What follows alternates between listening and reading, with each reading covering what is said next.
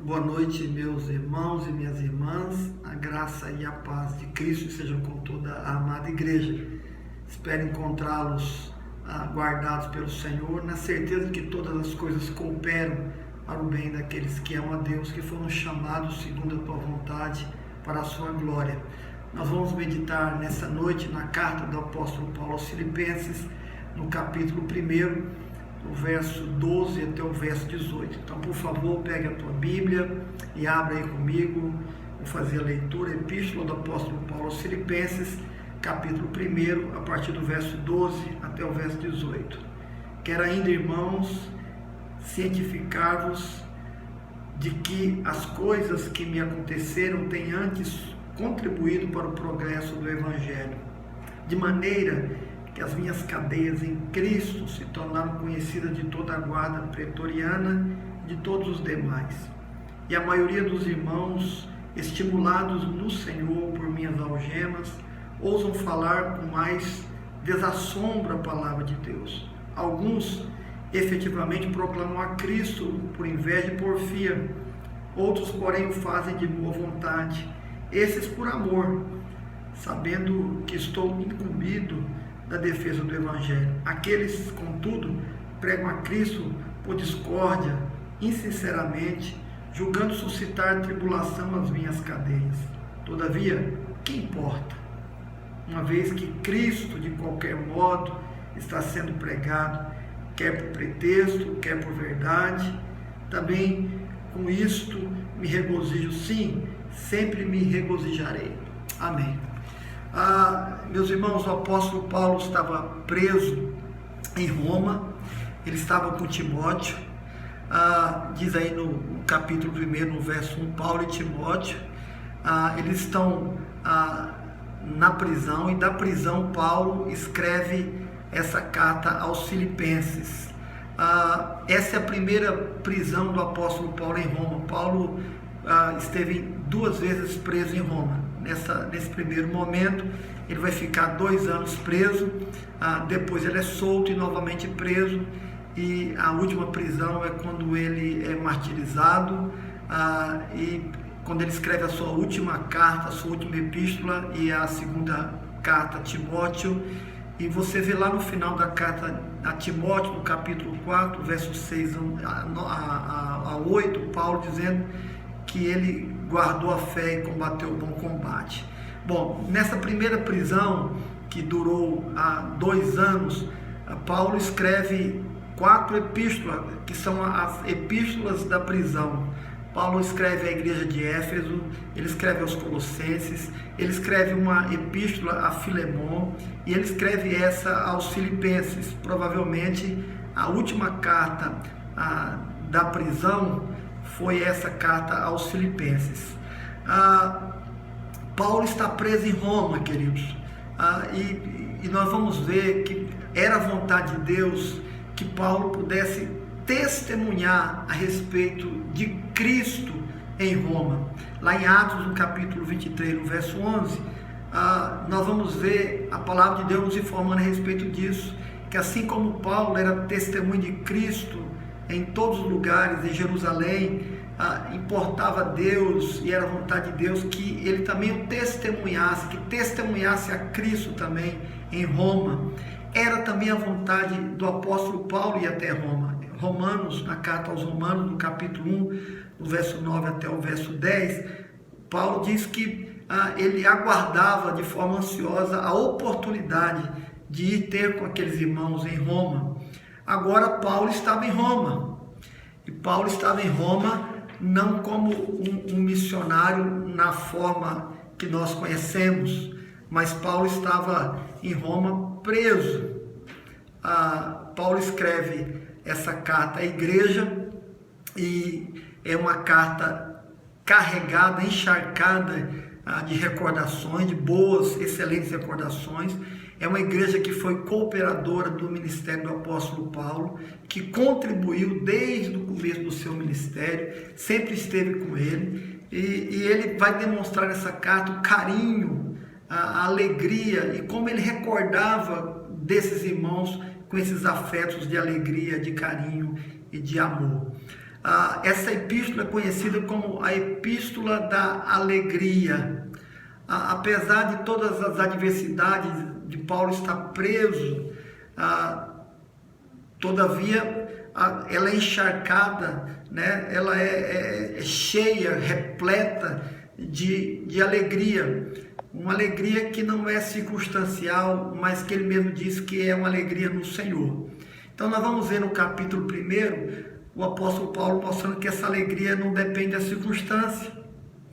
No capítulo 2 ele vai dizer que essa alegria não depende das pessoas, porque muitas pessoas elas são roubadoras da alegria, elas são ladras da alegria. No capítulo 3 ele vai dizer que essa alegria não depende das coisas terrenas, porque é uma alegria que é nos dada dos céus, como cidadãos dos céus, nós nos alegramos no Senhor. No 4º capítulo, o apóstolo Paulo vai dizer que essa alegria não depende de viver ansioso por muitas coisas. Não é a minha ansiedade que vai tirar esta alegria. Eu vou estar feliz e alegre no Senhor em qualquer circunstância. Então é uma carta que fala muito sobre alegria. E o texto que nós acabamos de ler, de Filipenses, no capítulo 1, de 12 a 18, Paulo vai mostrar para a igreja que a sua situação, preso em Roma, não impediu de proclamar o Evangelho. Antes, na verdade, essa prisão contribuiu para o progresso do Evangelho.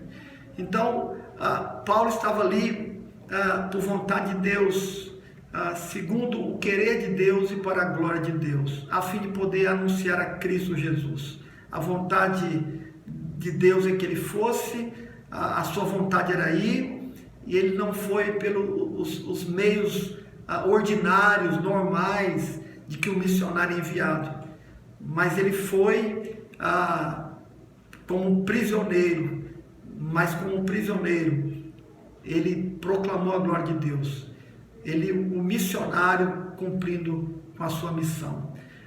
Então eu gostaria de pensar em algumas coisas importantes a respeito do texto que lemos aqui e que com certeza será para nós, nos motivará a continuarmos proclamando a Cristo em toda e qualquer situação. A primeira coisa que eu gostaria de chamar a atenção no texto que lemos aqui é que o apóstolo Paulo vai mostrar que todas as coisas que aconteceram com ele contribuíram para o progresso do Evangelho. Ele diz no verso 12: quero ainda, irmãos, cientificar-vos de que as coisas que me aconteceram têm antes contribuído para o progresso do Evangelho. Paulo vai lembrar do seu passado e Paulo está trazendo à memória o que está acontecendo com ele naquele exato momento. Paulo olha para o passado e olha para a situação dele e diz: olha, tudo que me aconteceu e tudo que está acontecendo comigo tem contribuído para o progresso do Evangelho. Paulo lembra algumas coisas, querido, eu gostaria de pudéssemos lembrar um pouco sobre a vida do apóstolo Paulo e as coisas que ele teve que passar até chegar a essa prisão em Roma. A Bíblia diz que ele foi acusado muitas vezes por irmãos, pelos judeus, pela liderança da igreja em Jerusalém. Ele foi acusado muitas e muitas vezes como falso apóstolo, como falso profeta. Paulo foi rejeitado por muitos irmãos. Paulo pastoreou a igreja de Corinto e não foi sustentado por essa igreja. Pelo contrário, quem ajudou no sustento foi exatamente essa igreja dos Filipenses. Então, até entre os irmãos, o qual ele pastoreava, muitas vezes não foi acudido por esses irmãos. O apóstolo Paulo, diz a palavra de Deus, foi açoitado 3 vezes. Ele passou por 3 naufrágios. Ele foi picado por uma serpente. Ele foi acusado muitas e muitas vezes. E foi preso por causa do Evangelho do nosso Senhor Jesus Cristo. Mas o apóstolo Paulo está dizendo àqueles irmãos que todas essas adversidades, que tudo o que aconteceu, até a sua prisão em Roma, não foi empecilho para o progresso do Evangelho, pelo contrário, contribuiu para o progresso do Evangelho. O que Paulo está nos ensinando, irmãos? O que nós entendemos? Que não foram os homens a causa de tudo o que aconteceu com o apóstolo Paulo, a sua prisão, os açoites, as tempestades, o naufrágio, as acusações, o abandono. A causa final não são os homens, a culpa não são dos homens. O apóstolo Paulo está nos ensinando que não foi por causa de Satanás, que todas as dificuldades, as adversidades pela qual ele passou, a culpa não foi de Satanás, mas ele diz que tudo é um decreto de Deus, que tudo é um plano de Deus, e o objetivo desse plano, desse decreto, apesar de todo o sofrimento, de tudo que ele passou, de todas as adversidades, que tudo isso era para o progresso do Evangelho. Todas essas coisas contribuíram para que o Evangelho fosse anunciado e proclamado a todos e em todo lugar. Em segundo lugar, Paulo vai enxergar na adversidade uma grande oportunidade para anunciar a Cristo Jesus. Presta atenção, irmãos. Paulo enxerga então, já que o plano é de Deus, que toda essa adversidade está contribuindo para o progresso do Evangelho, ele vai perceber então que esta prisão, que poderia ser uma adversidade, ele vai fazer dela uma grande oportunidade para anunciar a Cristo Jesus e o Evangelho de Deus prosseguir. A prisão de Paulo era domiciliar, queridos. Essa primeira prisão de 2 anos, ela foi domiciliar. Paulo ficava numa casa, guardado por soldados pretorianos. A segunda prisão, não. A segunda prisão, ele vai para uma prisão de fato não domiciliar. Ele vai sofrer mais ainda, até o momento em que ele vai ser decapitado. Mas essa primeira prisão de 2 anos, Paulo vai ficar acorrentado a um soldado, ele vai ficar guardado por um soldado pretoriano. A guarda pretoriana era a guarda do imperador. A guarda pretoriana era a elite dos soldados romanos. Eles eram responsáveis pela guarda dos oficiais romanos, do imperador romano. Era a guarda palaciana, queridos. Era a elite dos guardas romanos. Ela era composta de 10.000 homens e mais tarde chegou a ser composta por 16.000 soldados. E o apóstolo Paulo, durante esses 2 anos, ele ficou 24 horas sendo guardado por um desses pretorianos. Então, num turno diário, aproximadamente 4 soldados iam ter com Paulo. Durante 2 anos, todos os dias, pelo menos 4 soldados ficavam ali. E o apóstolo Paulo usava desta oportunidade em que aqueles soldados estavam ali junto com ele, na sua prisão, para anunciar a Cristo Jesus. Então, irmãos, imagine, durante 2 anos, o apóstolo Paulo teve a oportunidade de pregar a praticamente todos os soldados da guarda pretoriana. O verso 13 diz que essas cadeias fizeram com que Cristo pudesse ser conhecido de toda a guarda pretoriana. O que poderia limitar o missionário foi para ele uma oportunidade de anunciar a Cristo Jesus. Não só os guardas ouviram o Evangelho de Cristo Jesus, mas esses guardas convertidos também pregaram a toda a elite romana e aos palácios de Roma, queridos. No final desta carta que nós estamos trabalhando, o apóstolo Paulo, na sua saudação, vai dizer que os santos da casa de César, os convertidos de Roma, os convertidos agora, que ele anunciou, que ele proclamou, aqueles homens que foram alcançados pela graça de Deus, estão saudando aqueles irmãos da igreja dos Filipenses. Os que foram alcançados pelo Evangelho de Cristo, agora estão saudando a aqueles amados irmãos. Em terceiro lugar, o apóstolo Paulo diz que a sua prisão e toda essa adversidade serviu de estímulo para que muitos outros irmãos pudessem também seguir o seu exemplo e testemunhar a respeito de Cristo Jesus. Veja aí o verso 14, diz exatamente isso.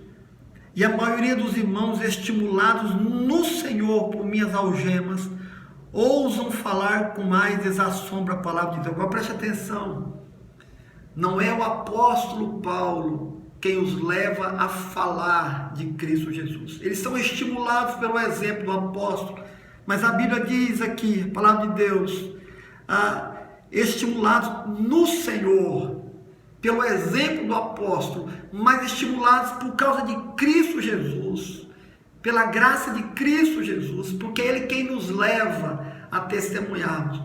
Esses irmãos então começam a anunciar a Cristo Jesus de forma ousada, intrépida e corajosa. Meus irmãos, a palavra de Deus diz que a prisão fez com que muitos pudessem anunciar a palavra de Deus. O apóstolo Paulo não se calou diante da prisão.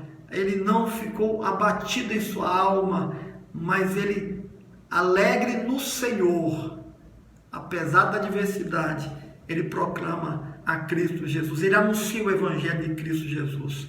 Então, esse exemplo de Paulo serviu de estímulo para a maioria dos irmãos. Preste atenção, não foram todos, mas a maioria dos irmãos, diz a palavra de Deus, começaram a anunciar com mais coragem, com mais intensidade, com mais valentia, com mais ousadia a palavra de Deus. O texto diz que não foram todos, queridos, mas a maioria. Mas sempre é assim, né, irmãos? E amada igreja, nem todos proclamam, nem todos saem da inércia, nem todos saem dessa morbidão, dessa letargia espiritual. Alguns estão estáticos espiritualmente, mas o Senhor é aquele que nos estimula, que nos leva a proclamar a sua palavra. Que Deus nos ajude a olharmos para a palavra de Deus e sermos estimulados pelo Senhor e seguirmos o exemplo como do apóstolo Paulo, mesmo na adversidade, a proclamarmos a glória de Deus. Ainda seguindo o raciocínio do texto, nós estamos trabalhando a partir do verso 14, nós vamos chegar até o verso 18. Dentre esses, alguns irmãos pregavam a palavra de Deus de boa vontade. O apóstolo Paulo diz que esses pregavam de coração, por amor, e esses o faziam de forma correta. A palavra correta era anunciada, mas também a motivação correta. Eles proclamavam a Cristo Jesus, a mensagem estava correta, mas a motivação também era correta, era de boa vontade, era por amor, e era com amor que o faziam. Mas a palavra de Deus diz que outros não. Outros pregavam a Cristo, a boa palavra, a boa doutrina, anunciavam a Cristo Jesus, mas a motivação não era correta. O apóstolo Paulo diz que esses outros, eles proclamavam com inveja, eles tinham ciúme do apóstolo Paulo, e até por ciúme estavam agora, o que não faziam, estavam fazendo agora. Mas também diz que eles faziam por porfia, por partidarismo, por grupo. Ele diz: olha, vocês são do grupo de Paulo, mas nós também anunciamos. Eles faziam por porfia. Outros com falta de sinceridade, de forma não sincera, proclamavam a Cristo Jesus. E outros o faziam porque achavam que assim causavam tripulação ao apóstolo Paulo. Perceba então, queridos, que o apóstolo Paulo diz que a palavra anunciada era correta. Eles anunciavam corretamente a Cristo Jesus. O apóstolo Paulo diz no capítulo 15, aliás no verso 15, que nós estamos trabalhando, que a palavra proclamavam a Cristo Jesus. Ele ainda diz aí, queridos, que a forma como eles faziam alegrava o seu coração. Ele ainda diz aí no finalzinho, no verso 18, ele vai dizer que com isso me regozijo por anunciarem a Cristo, proclamarem a Cristo Jesus.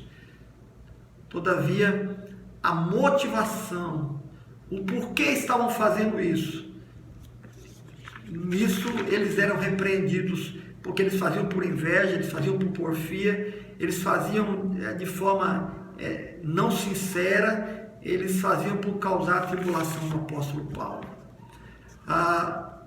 O que importa, queridos, é que Cristo seja sendo anunciado, que possamos proclamar a Cristo Jesus. Alguns o têm feito de boa vontade, por amor, mas outros têm feito por outras motivações que não são corretas. Todos nós prestaremos conta a Deus e acertaremos com Deus a motivação correta de proclamarmos a Cristo Jesus. Eu gostaria que você pudesse agora refletir, fazer uma reflexão com o grupo que você está aí reunido, e eu vou propor aqui 4 reflexões para você, e vocês retiram a conclusão, que vocês possam discutir e que saiam assim decisões firmes, corajosas, intrépidas e ousadas, e que nós possamos colocar em prática. Primeira pergunta é: você não acha que devemos usar esta adversidade para o progresso do Evangelho? Vocês não acham, meus irmãos, que nós deveríamos usar esses dias de adversidade para que o Evangelho de Cristo fosse proclamado, anunciado, para que houvesse progresso do Evangelho? Primeira pergunta é essa. Discuta entre vocês. Segundo, como nós podemos anunciar a Cristo Jesus nesses dias de adversidade? O que é que nós podemos fazer? Como é que nós devemos anunciar a Cristo? Se nós não podemos sair de casa, se nós estamos reclusos na nossa residência, como é que nós devemos fazer isso? Mandando um vídeo, postando uma mensagem, falando de Jesus. Como é que nós devemos anunciar a Cristo Jesus nesses dias? Converse aí, discutam entre vocês, que haja criatividade, ideias possam surgir, que o grupo aí possa se comprometer de alguma maneira a anunciar Cristo Jesus.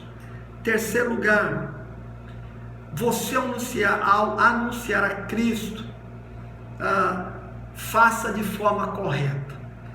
O que nós temos visto nesses dias são mensagens incoerentes, queridos. Nós temos visto coisas das mais absurdas sendo proclamadas e anunciadas nesses dias. Então, anuncie a mensagem correta.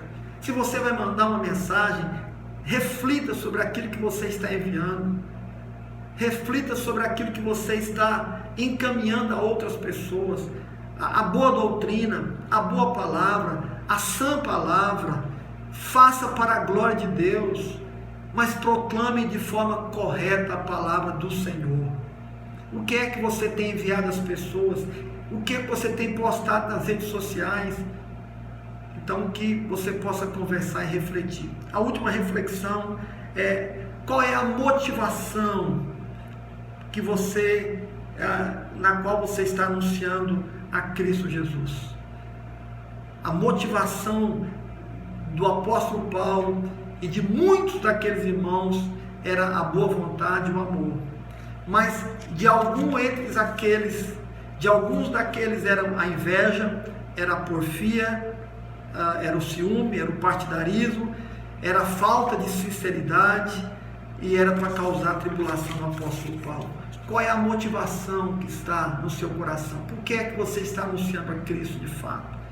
Discuta entre vocês, reflita e que você tenha um excelente momento de reflexão. Que Deus abençoe, que Deus os guarde, que a graça de Deus seja sempre abundante sobre a vida de toda a igreja. Fica aqui meu abraço e até mais. Eu me despeço rogando a graça de Deus sobre a vida de cada um dos irmãos e das irmãs. Que Deus os abençoe em Cristo Jesus. Amém.